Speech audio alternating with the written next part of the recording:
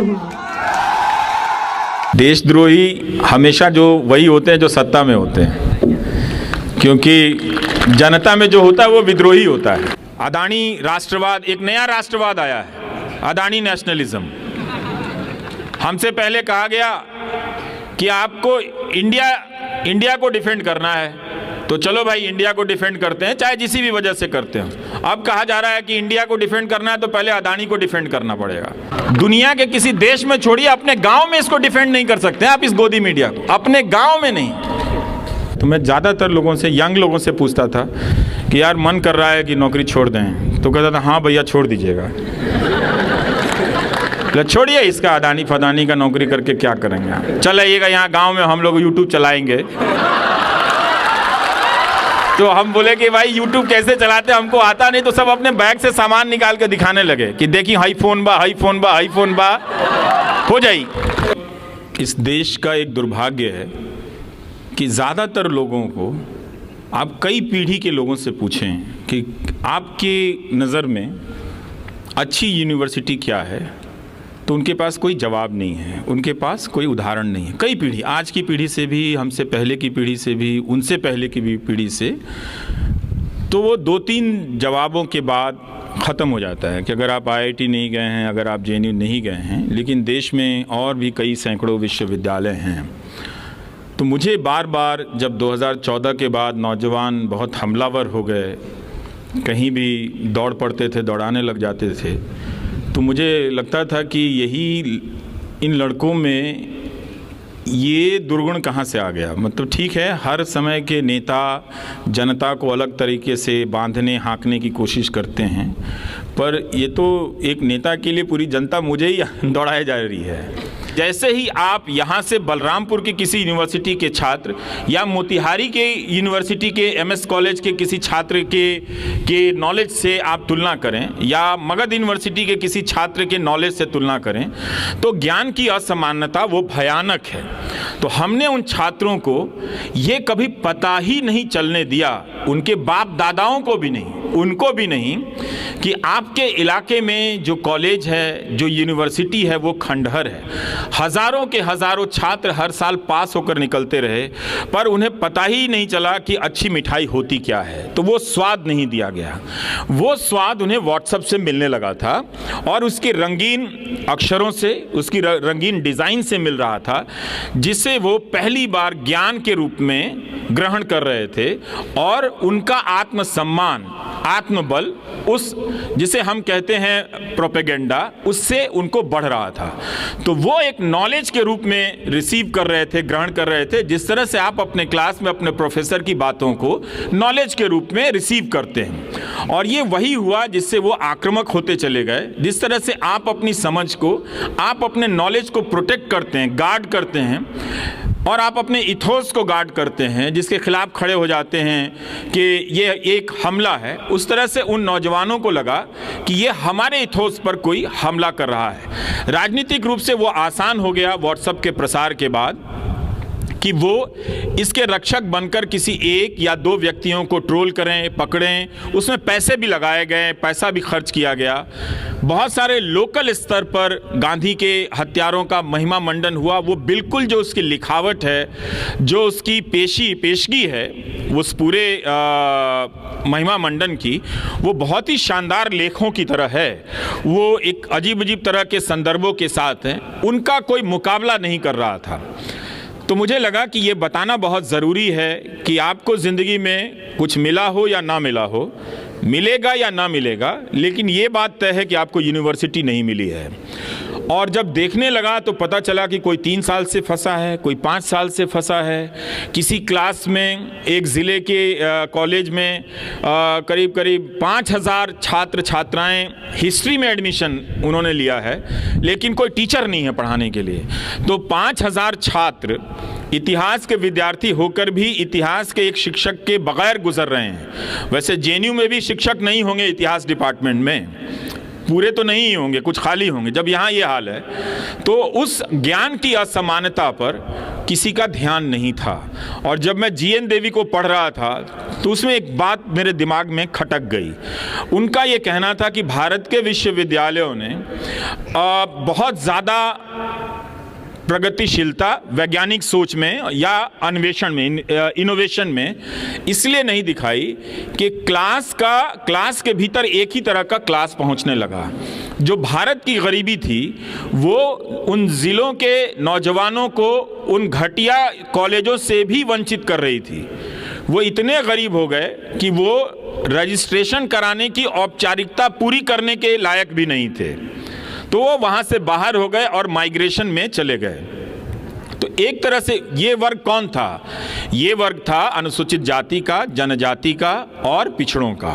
तो ये एक बड़ा वर्ग जो अपनी गरीबी, अपने सामाजिक पृष्ठभूमि से क्लास में आता और अपनी सहज बौद्धिकता से, अपनी नैसर्गिकता से क्लास को समृद्ध कर देता। और कुछ संभ्रांत घरों के बच्चे भी होते। तो इस तरह का अनुपात अगर क्लास में बैठता तो वो भी इनसे सीखता और ये भी इनसे सीखते। तो क्लास के भीतर चैलेंज खत्म हो गया नॉलेज का। तो ये चीज़ मैं देख रहा था, तो मुझे लगा कि ये इस वक्त की सबसे बड़ी ज़रूरत है इस पर बात करना। जब नौजवान आने लगे तो कहते थे कि हम चाहते हैं कि आप मुझ पे, हमारी यूनिवर्सिटी पे फोकस करें, पर हम मोदी समर्थक हैं और रहेंगे। तो हमने कहा आप जीवन भर रहें, मुझे उससे कोई समस्या नहीं है। अगर आपने राजनीतिक शादी कर ली है आप निभाइए उसे, मुझे उससे कोई समस्या नहीं है। आप मुझे बताइए कि अगर मैं ये बात उठाऊं तो क्या आप नहीं चाहेंगे? तो उन्होंने कहा नहीं, हम चाहते हैं कि हमें अच्छा शिक्षक मिले, हम चाहते हैं हमें अच्छी किताब मिले। तो उससे एक प्रेरणा मिली। उसके बदले में फीस मुझे भी दी गई कि वो नौजवान मोदी समर्थक बने रहे, पर उन्होंने मुझे गालियां देनी बंद कर दी या कम कर दी। तो वो एक अच्छा ट्रेड ऑफ था दोनों के बीच में। और इसका एक फ़ायदा तो हुआ, कई जगह सत्रों में करेक्शन आया, कई जगह शिक्षक बहाल किए गए और कई जगह वाइस चांसलर ने भी माना कि हाँ ये एक बड़ी समस्या है। और कई जगहों पर आरएसएस के लोग हों या मोदी समर्थक लोग हों, उन्होंने भी इसे स्वीकार किया कि अगर हम किसी भी प्रकार का भारत चाहते हैं तो उस भारत में अच्छी शिक्षा व्यवस्था तो होनी ही चाहिए। ये और बात है कि वो कर नहीं पा रहे हैं, उनके बस की बात नहीं है, लेकिन उन्होंने इसे बुनियादी समस्या के रूप में स्वीकार किया। तो इसका फ़ायदा ये हुआ कि ये सबके लिए था और सबने इसे अलग अलग रूप से देखा। तो उस ताकत से मैं करता चला गया। शिक्षा का जो चेहरा है आपने दिखाया, आपने बेरोजगारी के सवाल को भी बहुत हमदर्दी से देखा।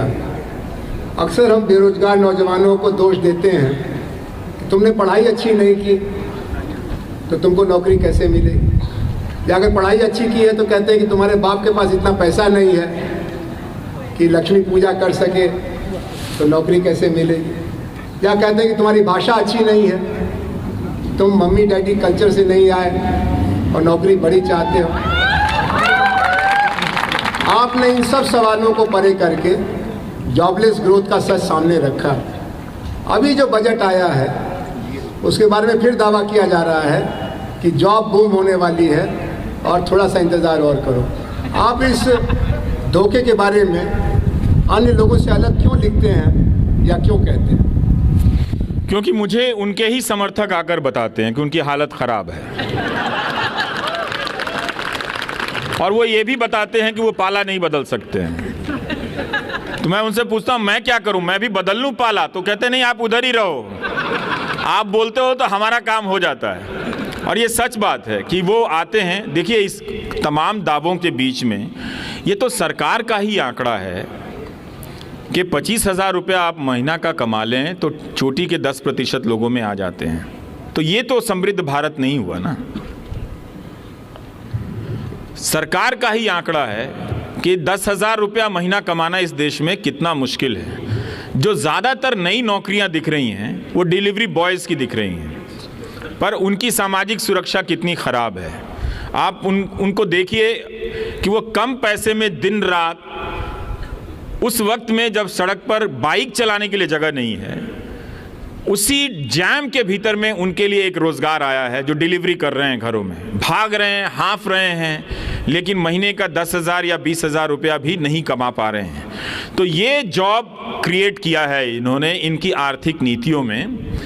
ये इन्होंने, अगर इनकी जगह कांग्रेस होती तो हम दावे के साथ नहीं कह सकते कि इससे अलग आर्थिक सृजन होता, इकोनॉमिक क्रिएटिविटी होती, क्योंकि एक ही आर्थिक नीतियों के खानदान से दोनों आते हैं। अब दावा किया जा रहा है कि वहाँ सोच बदल रही है कांग्रेस में और वो इन चीज़ों की आलोचना कर रहे हैं, पर अभी भी साफ साफ देखना बाकी है कि इन आर्थिक नीतियों का विकल्प वो क्या पेश करते हैं। करना पड़ेगा उनको लिखित दस्तावेज के रूप में, लेकिन दोनों पार्टियों ने रिटन तरीके से अपने इकोनॉमिक एजेंडे को साफ साफ नहीं किया। उसमें दावे हैं, कभी वो 2047 पर चले जाते हैं, कभी वो 21वीं सदी के ख़त्म हो जाने के डेडलाइन पर चले जाते हैं। हर साल वो डेडलाइन बढ़ाते हैं, हर साल उनकी ट्रिलियन इकॉनमी के दावे बढ़ते चले जाते हैं और हर साल वो जो उनके पास दिखाने के लिए कुछ होता नहीं है तरक्की के नाम पे। तो यही दिखाते हैं कि $1 बिलियन का निवेश आया, पर ये नहीं बता पाते कि अदानी की कंपनी में जो निवेश आया वो मॉरिशस से कैसे आ गया, आया कि नहीं आया। तो जो आर्थिक नीतियां हैं वो ज़रूर कुछ घरानों के लिए समृद्धि देने वाली हैं, पहले से भी चली आ रही हैं। हमको उन नीतियों की निरंतरता को तोड़ने की ज़रूरत है, क्योंकि उन नीतियों को बहुत साल दे दिए गए। हर दौर की सरकार में, कांग्रेस की सरकार में भी और बीजेपी की भी सरकार में करीब करीब 20-20 साल दे दिए गए। अगर आप वाजपेयी सरकार का भी मिला लें, मोदी सरकार का भी मिला लें, तो दोनों तरफ 15 से 20 साल का मिला के कोई 90 से लेकर अब तक कोई 30 साल से ज़्यादा का वक्त दे दिया गया। और इस वक्त उन नीतियों से ज़रूर समाज में कुछ समृद्धि आई है, कुछ बढ़ोतरी हुई है, लेकिन अंत में जाकर यही दिखता है कि कोई 25,000 रुपया भी कमा नहीं पाता है। तो इन चीज़ों की बात आप कैसे करेंगे? अब मुश्किल ये है कि इन चीज़ों की बात करना भी सरकार के खिलाफ बात करना हो गया है। कोई भी बात आप करें तो उसकी डिज़ाइन ऐसे की जाती है कि आप सरकार के खिलाफ बात कर रहे हैं, लेकिन ये तो जनता के हक की बात है कि आखिर कब तक लोग 10,000 या 15,000 की नौकरी करने के योग्य होंगे। 2021 या 22 में तो ये डेटा है कि 12,000 से ज़्यादा बिजनेसमैन ने सुसाइड किया है। अदानी राष्ट्रवाद, एक नया राष्ट्रवाद आया है, अदानी नेशनलिज्म। हमसे पहले कहा गया कि आपको इंडिया को डिफेंड करना है, तो चलो भाई इंडिया को डिफेंड करते हैं, चाहे जिसी भी वजह से करते हो। अब कहा जा रहा है कि इंडिया को डिफेंड करना है तो पहले अदानी को डिफेंड करना पड़ेगा। तो वो सारे न्यूज़ चैनल कह रहे हैं कि भारत पर हमला हो गया है, पर वो सारे न्यूज़ चैनल तब तो नहीं कह रहे थे कि 12,000 इसी देश के बिजनेसमैन जब अलग अलग कारणों से बिजनेस डूबने के कारण सुसाइड कर रहे थे। ऐसा तो नहीं हो सकता कि वो सुसाइड करने वाले सारे कांग्रेस के वोटर होंगे या सारे कोई लेफ्ट के वोटर होंगे। उनके भी वोटर होंगे, उनके भी समर्थक रहे होंगे, पर ये कैसी राजनीति है कि उनकी पार्टी के व्यापार मंडल भी, व्यापार मोर्चा भी अपने कारोबारियों की आत्महत्या पर बोल नहीं पाया।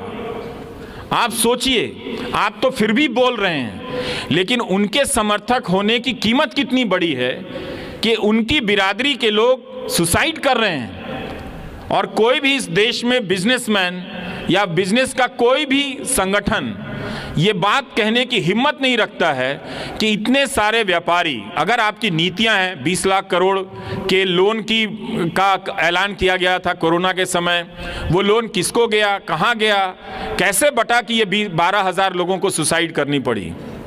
तो आप अपनी बिरादरी के, अपने संगठन के सदस्यों के प्रति भी ईमानदार नहीं हो पाते हैं, उनके मरने पर भी आवाज़ नहीं उठा पाते हैं।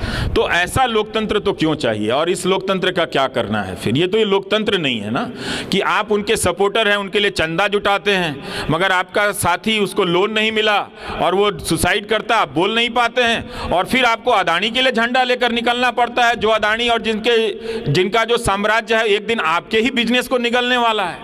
और जो भी नेशनलिज्म का रूप होगा, कम से कम किसी भी नेशनलिज्म की परिभाषा में ये फिट नहीं बैठता है कि आप गौतम अदानी को डिफेंड करने जाएं। किसी भी नेशनलिज्म की परिभाषा में नहीं फिट बैठता है। आप नेशनलिज्म की परिभाषा से, उससे प्रेरित होकर उद्योग धंधे स्थापित कर सकते हैं। इतिहास में लोगों ने किया है, नए नए ब्रांड बनाए हैं, और वो सारे ब्रांड देश और देश के राष्ट्रवाद की पहचान भी बने हैं। लेकिन गौतम अदानी कहीं से भी इस देश की पहचान नहीं है। एक छोटी सी रिपोर्ट से आप देखिए उनका साम्राज्य ढह गया, एक छोटी सी रिपोर्ट से ना। वरना तो भारत में अगर कोई पत्रकार लिख दे तो मानहानि कर देते थे। मैं तो सोच रहा था कि अदानी मानहानि एंटरप्राइजेस कंपनी का नाम बनाएंगे ये अलग। अब अगर इन्हें अगर मानहानि करनी होगी तो एक कंपनी बनानी होगी, एक सीईओ मानहानि, सीईओ डिफेमेशन रखना होगा, जो तमाम तरह के पत्रकारों को मानहानि के दायरे में लाता रहेगा, केस करता रहेगा। तो हम सबको इन सब आर्थिक असमानताओं को और ज्ञान की असमानता को मुझे लगता है कि सबसे ऊपर रखने की ज़रूरत है। उसके बाद आर्थिक असमानता है और उसके साथ साथ सामाजिक असमानता भी है, वो उस आर्थिक असमानता के दायरे में है। लेकिन ज्ञान की असमानता के मारे तो हमारे वही लोग ज़्यादा हैं जो सामाजिक असमानता का दंश झेल रहे हैं। तो इन तीनों असमानताओं की पहचान करें और कोई रास्ता निकालें।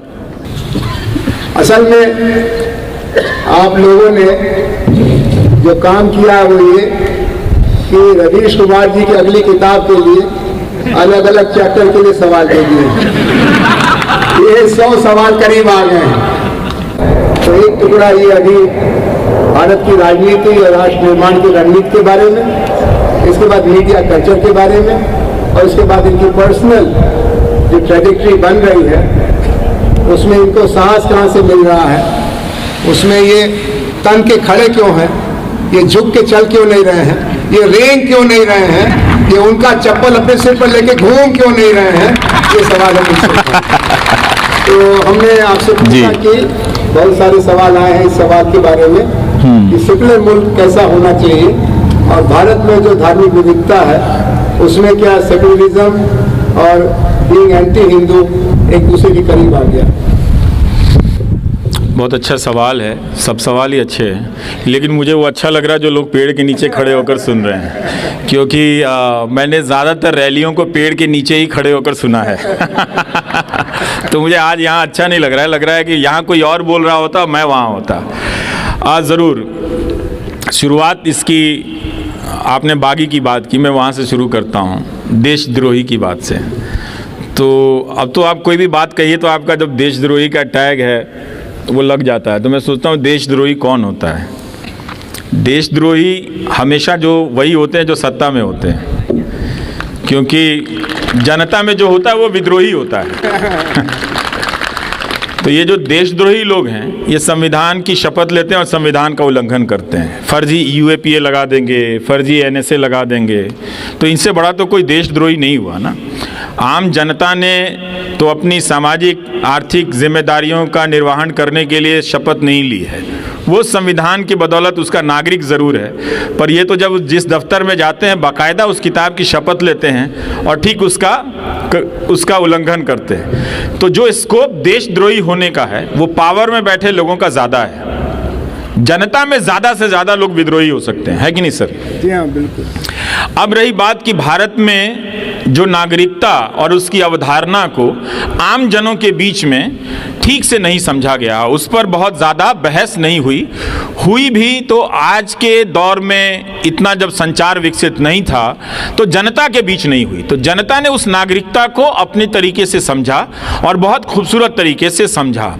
लेकिन जब ये संचार के साधन माध्यम जब आए, तरह तरह का मीडिया जब आया, नाम उसका मीडिया हुआ, उसमें से मीडिया का काम ही गायब हो गया। तो जो संवैधानिक कॉन्स्टिट्यूशनल सिटीजनरी होनी चाहिए थी उसके जगह एक धार्मिक नागरिकता खड़ी करने की कोशिश की गई। और उसके साथ साथ धार्मिक नागरिकता आप हिंदू नागरिकता कह सकते हैं। और अब उस तरह से अब किताबें भी लिखी जा रही हैं इस तरह के थीम पर। आज ही मैं किसी किताब का टाइटल देख रहा था। तो एक धार्मिक नागरिकता खड़ी करने की कोशिश की गई और इस नागरिकता का जो आधार था उसमें सूचना गायब था, सूचना थी नहीं। सूचना, हम सब ज़्यादातर लोग इस देश में सूचना विहीन नागरिकता जीते हैं। ज़्यादातर लोग अखबार और टेलीविज़न या किसी भी प्रकार की सूचना से, ईमानदार सूचना से दूर रहे, लंबे समय तक दूर रहे। उनके पास इंस्टीट्यूशंस के भीतर जो खराबियां आ रही हैं उन खराबियों की जानकारी जो पहुंचती थी उसके माध्यम राजनीतिक दल ही थे। अगर आप हिंदू राष्ट्र में यकीन ही करते हैं तो प्रधानमंत्री नरेंद्र मोदी उसके श्रेष्ठ नागरिक हैं, है कि नहीं? लेकिन वो तो 8 साल से प्रेस कॉन्फ्रेंस नहीं कर सके। भाई हिंदू धर्म तो सबसे खुला धर्म है। आप कहीं से कोई आ जाइए, एक संप्रदाय बना लीजिए, एक देवता ले आइए, सब कहेंगे हमें स्वीकार है, ले आइए इनको भी। आप इससे बगावत करके कोई संप्रदाय बनाना चाहते हैं, बना लीजिए, वो भी स्वीकार है। वो चल रहा है इतने हजारों साल की परंपराओं से। इसी धर्म में धर्म के आज दयानंद सरस्वती जी की जयंती मनाई जा रही है, शायद दिल्ली में रैलियां निकल रही हैं। लेकिन दयानंद सरस्वती जी तो बनारस चले गए थे शास्त्रार्थ करने, पुराणों को लेकर। उन्होंने कहा कि मूर्ति पूजा का कोई प्रावधान नहीं है, बाकायदा वो शास्त्रार्थ हुआ था। तो किसी ने उन्हें पत्थर तो नहीं मारे ना बनारस में। वो एक पार्क में गए, तमाम तरह के पंडित आए ये समझाने के लिए कि मूर्ति पूजा का प्रावधान है, ये कहते थे मूर्ति पूजा का प्रावधान नहीं है। तो आप दयानंद सरस्वती की जयंती मना सकते हैं, पर दयानंद सरस्वती से दयानंद सरस्वती को मत छीनिए। आप धर्म के नाम पर यही कर रहे हैं। तो धर्म के नाम पर 8 साल में अभी तक आपने कोई भी ऐसा आदर्श स्वरूप स्थापित नहीं किया है। तो इसका मतलब है कि उसमें स्थापित करने के लिए कोई संभावना ही नहीं है।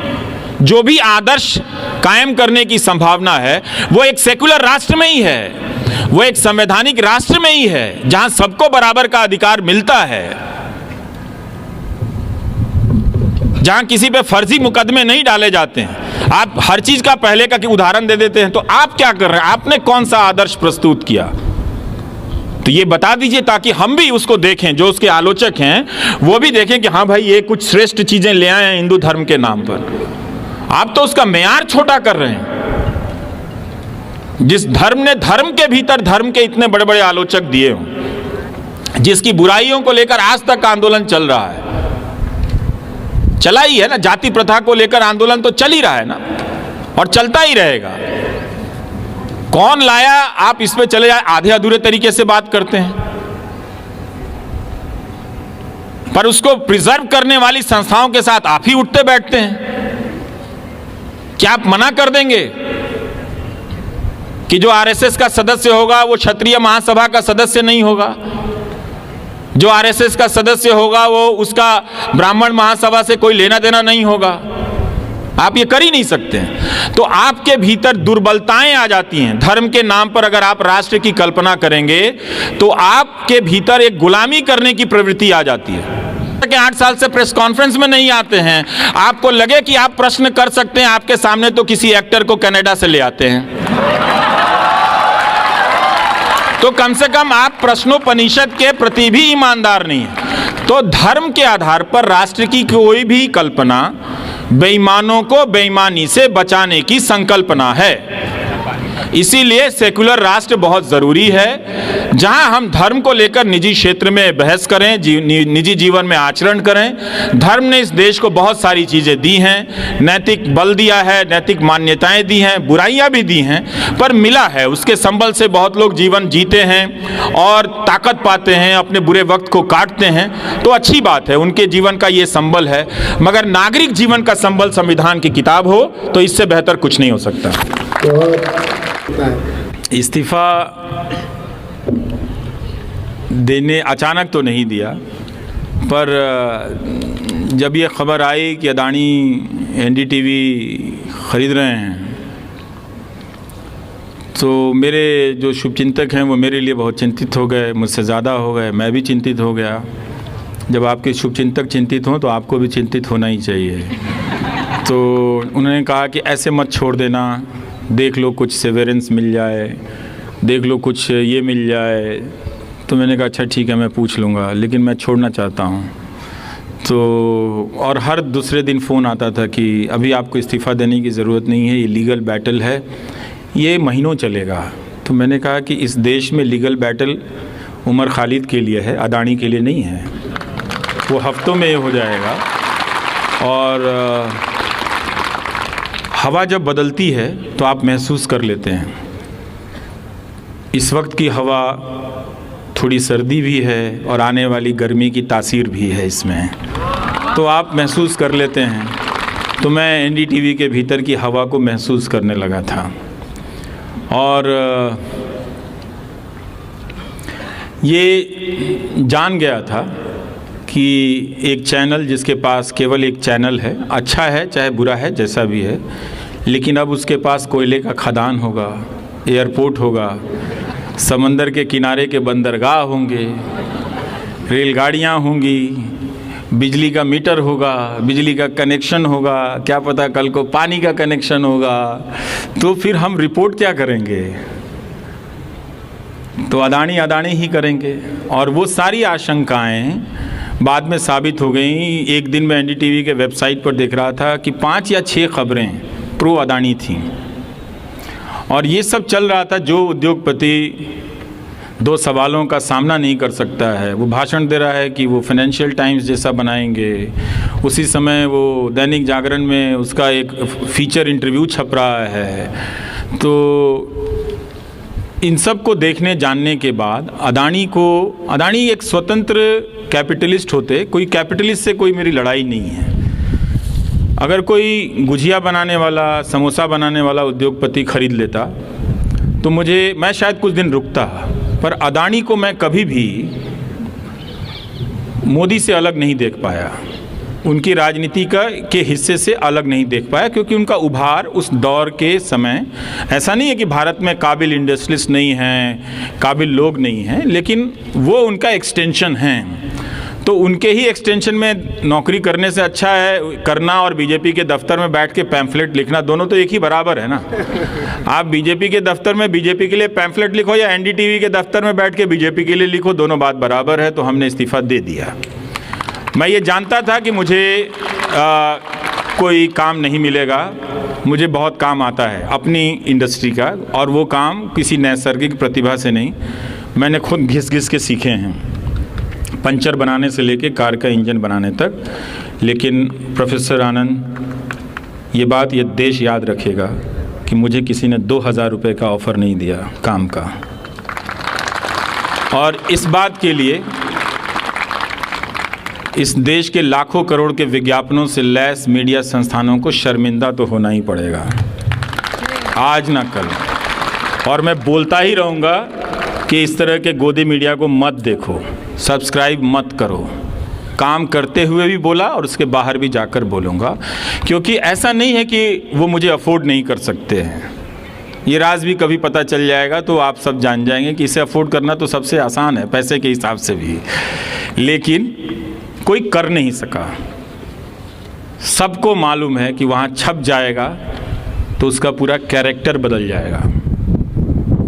तो ये भाषण ज़रूर देंगे, कहानियाँ आपको विवेकानंद की सुनाएंगे, कहानियाँ आपको गौतम बुद्ध की सुनाएंगे, कहानियाँ आपको दयानंद सरस्वती की सुनाएंगे, लेकिन दयानंद सरस्वती की तरफ प्रश्न करने वालों को 2000 रुपये का नौकरी नहीं देते हैं। और जब मैं राधा वल्लभ त्रिपाठी का वीडियो आप सब यूट्यूब में देखिएगा, वो काशी का शास्त्रार्थ करके बहुत शानदार वीडियो है, उसमें बता रहे हैं कि उनके पास, दयानंद सरस्वती के पास पैसे की कमी ये नहीं थी। कोई एक सेठ था, उनको पैसा देता था कोई 98-54 में, जिससे वो पर्याप्त पैम्फलेट छपवा लेते थे, किताबें खरीद लेते थे और पूरे शहर में पैम्फलेट लगाते थे बाकायदा कि इस तारीख को मैं मूर्ति पूजा के विरोध में, पुराणों के विरोध में यहाँ शास्त्रार्थ करने वाला हूँ, आप मुझे वैसा भारत लाकर दे दो।